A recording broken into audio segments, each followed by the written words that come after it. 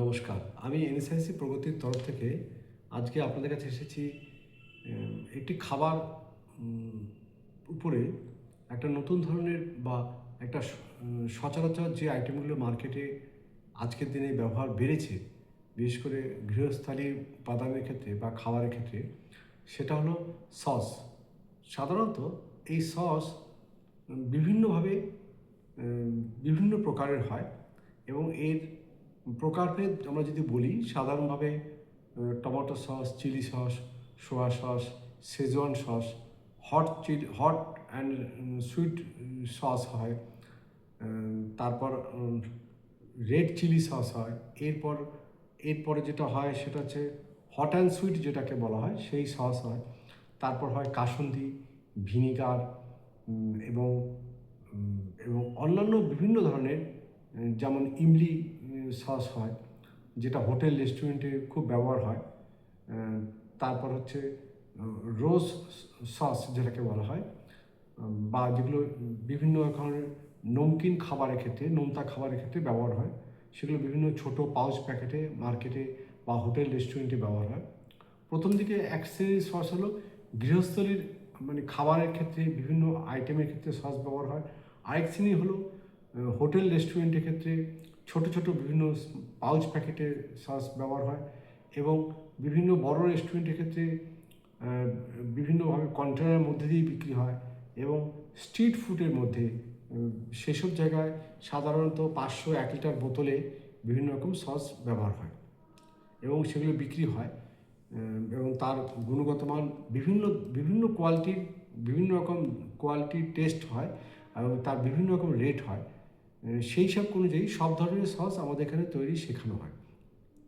সাধারণভাবে এই সস তৈরির ক্ষেত্রে আমরা প্রথম দিকে প্রায় 70 থেকে 1 লক্ষ টাকার মতো ইনভেস্টমেন্ট হলে এই ধরনের প্রোডাকশানের ব্যবসায় অনায়াসে নেওয়া যেতে পারে। আমাদের ক্ষেত্রে এই কতটা জায়গা লাগে, কতটা পরিসর দরকার, সেটা বেশিরভাগ এন্টারপ্রেনারের ক্ষেত্রে একটা আজকের দিনে একটা কিউরিওসিটি থাকে বা ডাউট থাকে। আমরা সাধারণভাবে এই টমেটো সস, এই ধরনের যাবতীয় সস তৈরি করতে গেলে সাধারণত ছোট পরিসর বা অল্প জায়গার মধ্যে দিয়ে এই কাজটা করা যেতে পারে। এবং এটা দেখা গেছে, তবে সবার আগে যেটা খেয়াল রাখতে হয়, যতই ছোট পরিসর হোক না কেন, যেহেতু এটা খাবারের আইটেম, সেই কারণে এতে বেশ কিছু সরকারি বিধিনিষেধ, অর্থাৎ বিভিন্ন হাইজেনিক কনসেপ্ট এটা খুব দরকার। বা শুধু শুধু বাংলা কথায় বলতে গেলে যেটা হয় সেটা হচ্ছে একটু পরিষ্কার পরিচ্ছন্নভাবে এই কাজটা প্রোডাকশনটা তৈরি করা উচিত। এরপর আমরা এই ক্ষেত্রে প্রফিটের হারটা কীরকম থাকে এটা একটু বলি। প্রফিটের হার সাধারণত স্ট্রিট ফুডের ক্ষেত্রে, যেখানে আমাদের মানে বিভিন্ন রাস্তায় যে চলনসই যে ছোটোখাটো রেস্টুরেন্টের ক্ষেত্রে, এখানে প্রফিটের হারটা তুলনামূলকভাবে কম থাকে। কিন্তু এখানে একটা প্রচণ্ড পরিমাণে সেল থাকে। কারণ আমরা সবাই জানি আজকের দুনিয়াতে স্ট্রিট ফুড খাবারের ক্ষেত্রে এর প্রচলনটা বেশি। এবং সেখানে কোয়ালিটির থেকে বেশি দরকার হচ্ছে, অর্থাৎ গুণগত মানের চেয়ে বেশি দরকার হচ্ছে পরিমাণগত মান, অর্থাৎ কোয়ান্টিটি বেশি দরকার। সেই ক্ষেত্রে এখানে আপনার লাভের হারটা তুলনামূলকভাবে কম। কিন্তু বিভিন্ন বড় হোটেল রেস্টুরেন্টে এখানে কোয়ালিটি হচ্ছে মেইন জায়গা, সেইখানে লাভের হারটা তুলনামূলকভাবে খুব খুব বেশি।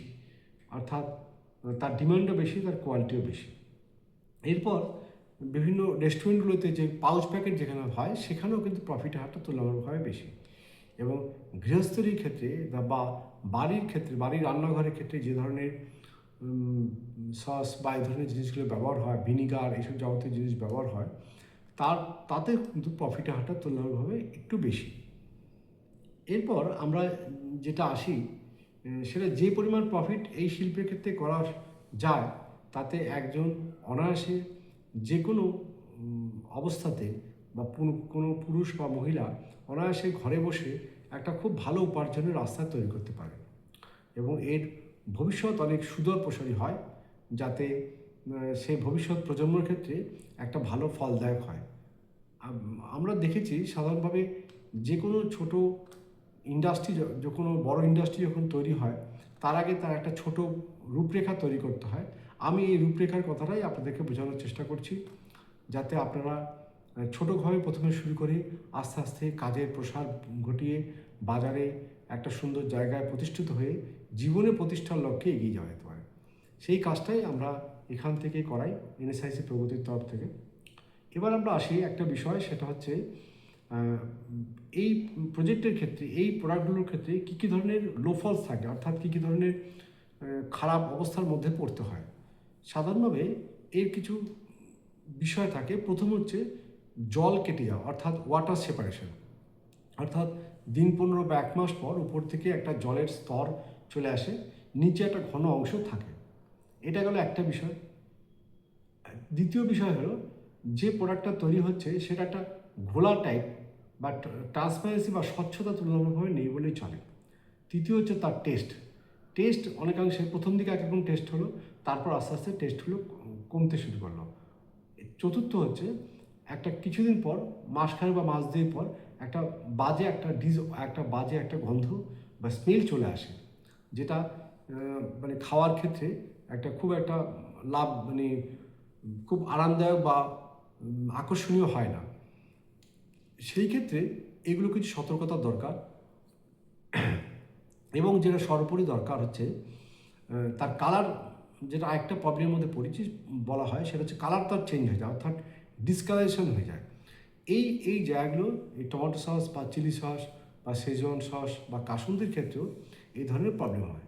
আর ভিনিগারের ক্ষেত্রে কি প্রবলেম হয়? ভিনিগারের ক্ষেত্রে নিচে কিছু সাদা সেডিমেন্ট পড়ে যায়, অর্থাৎ একটা অদক্ষেপ পড়ে, যেটা যেটা ক্ষেত্রে ভিনিগারের ক্ষেত্রে খুব মানে একটা কমন প্রবলেম। এই প্রবলেমটা সলভ করা খুব দরকার থাকে। ভিনিগার ক্ষেত্রে এটা ট্রান্সপারেন্সি বা স্বচ্ছতা থাকা খুব জরুরি, এবং যে স্মেল হবে, স্মেলটা যেন খুব খুব ব্যাড স্মেল যেন না হয়, অর্থাৎ সেটা টোটালটাই একটা ফুড যে রিলেশন আছে তার উপর নির্ভর করে কাজগুলো করতে ভালো হয়। এরপর আমরা সাধারণত এই যে প্রবলেমগুলো যেগুলো বললাম, এই প্রবলেমগুলো আমাদের এখানে কোনো কারণেই হয় না, এবং এই প্রবলেম যাদের আছে, যাদের অলরেডি যারা কাজ শুরু করেছে, কোনো রকম অসুবিধার মধ্যে আছে, তারা এই প্রবলেম ধরনের আসলে তারা অবশ্যই আমাদের সঙ্গে যোগাযোগ করতে পারে। এবং আরেকটা যেটা ইয়ের মধ্যে আমাদের একটা সমস্যার মধ্যে থাকে, আমরা এই টমেটো সস বা চিলি সস এই ধরনের আইটেমের মধ্যে যেগুলো করাই, আরও যদি নতুন ধরনের কোনো জায়গা প্রোডাক্ট থাকে, কোনো মার্কেটে চলছে, তারও আমাদের R&D সেকশন আছে, যেখানে অতি গুণী মানুষরা যারা এই কাজটা R&D সেকশনের থেকে তার ট্রায়াল এরর করে নতুন নতুন প্রোডাক্ট তৈরি করার ব্যবস্থা আছে। এবং সেখানে যারা কাজ থাকছে, তারা অনায়াসে বলা যেতে পারেন খুব খুব এনার্জেটিক সায়েন্টিস্ট যেটাকে বলা যেতে পারে, সেই গুণগত মানে তারা কাজ করে আসছে। এবং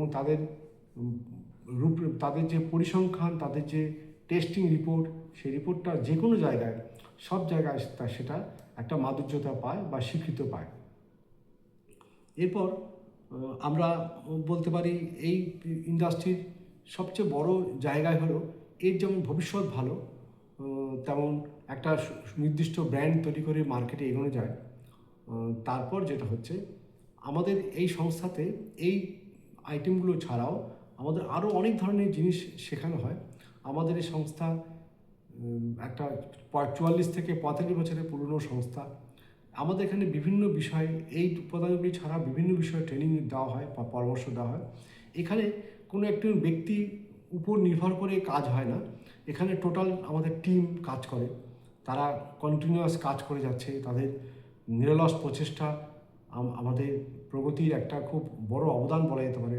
এবং সেই অবদানের মধ্যে দিয়ে বিভিন্ন বিভিন্ন জায়গার, বিভিন্ন ভারত এবং ভারতের বাইরেও বিভিন্ন জায়গার এন্টারপ্রেনাররা আমাদের এখানে এসে তারা সাকসেসের মুখ দেখছে, এই আশা তারাও করছে। এবং নতুন নতুন বিভিন্ন জায়গা থেকে তারা আমাদের কাছে আসছে, বিভিন্ন পরামর্শের বিষয়ে বিভিন্ন জায়গা থেকে তারা ডিপ্রাইভ হয়ে আমাদের কাছে আসছে, এবং আমাদের এখানে আমাদের টোটাল টিম তাদেরকে সাপোর্ট দিচ্ছে, যাতে তাদের যে চাওয়া পাওয়া থাকে সেটা পুরোপুরি স্যাটিসফাই করা এবং তাদের বাড়ির লোকের মুখে হাসি ফোটানো।